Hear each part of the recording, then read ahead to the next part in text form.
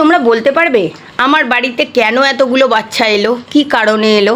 ঈশ্বরের ইচ্ছা ছাড়া তো গাছের একটা পাতাও নড়ে না। তাহলে আমার বাড়িতে যে এতগুলো বাচ্চা এসেছে, অতি অবশ্যই ঈশ্বরের আশীর্বাদে এসেছে, ঈশ্বরের ইচ্ছাতেই এসেছে।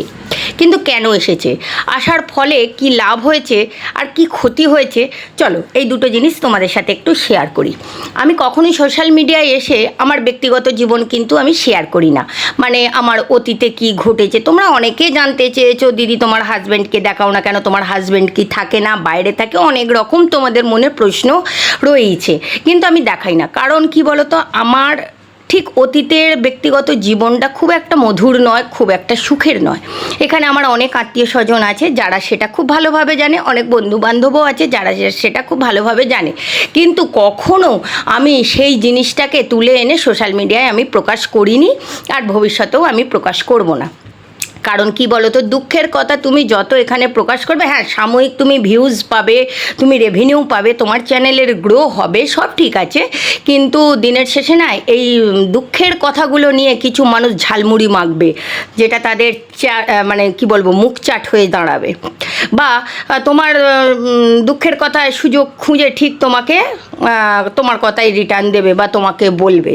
সে যাই হোক, অনেকটা চিন্তা ভাবনা করেই আমি ঠিক করেছি আমার যাবতীয় দুঃখ কষ্ট ব্যথা বেদনা যাই থাকুক না কেন সেটা সোশ্যাল মিডিয়ায় আমি পোস্ট করব না। যা কিছু সুখের মুহূর্ত সেটা পোস্ট করব। যখন আমার দেয়ালের পিঠটা ঠেকে গিয়েছিল, মনে হচ্ছিল না যে আমি আর বাঁচবো, আমার আর বেঁচে থেকে লাভ নেই, কী বা আছে জীবনে, সব কিছুই তো শেষ, যখন জীবনটা শূন্যে দাঁড়িয়ে গিয়েছিল তখনই ছিল জীবনের টার্নিং পয়েন্ট।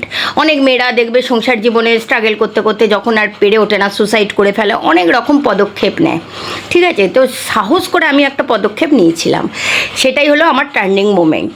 সেই জায়গাটা থেকে আমি ঘুরে আজকে দাঁড়াতে পেরেছি। এতগুলো বাচ্চার যে গুড ভাইবস, আনন্দে থাকা, এক ফোঁটা চোখের জল ফেলতে দেয় না, যে একটুখানি মনের দুঃখে কাঁদবো বা দুটো চোখের জল ফেলবো, সেটা অবধি আমার জীবনে হয় না। তো হয় না কেন, হয় অবশ্যই। আমি চোখের জল ফেলি, আমার যখন কষ্ট হয় আমি কাঁদি, আমি সেটা কাঁদি আমার ঈশ্বরের আসনের সামনে বসে কাঁদি, লোক দেখিয়ে কাউকে কাঁদি না বা কারোর সামনে কাঁদি না, বা যাই হোক এটসেট্রা। আর কি কি ক্ষতি হয়েছে তোমাদের চলো বলি। ক্ষতি একটাই হয়েছে, জীবনে কোথাও একটু বেড়াতে যেতে পারি না। ওই একবেলা বাঁধা গরুর মতো ভোঁ ভোঁ করে ছুটলাম বাপের বাড়ি, 14টা ঘন্টাও গেল না, আবার ওখান থেকে ভোঁ ভোঁ ছুটলাম বাড়ি। কারণ এখানে একটা আমার পিছু টান আছে, কোথাও আমি একটু ঘুরতে যেতে পারি না, কোথাও একটু আনন্দ করতে পারি না বন্ধু বান্ধবদের সাথে, সব সময় আমার মন পড়ে থাকে এখানে।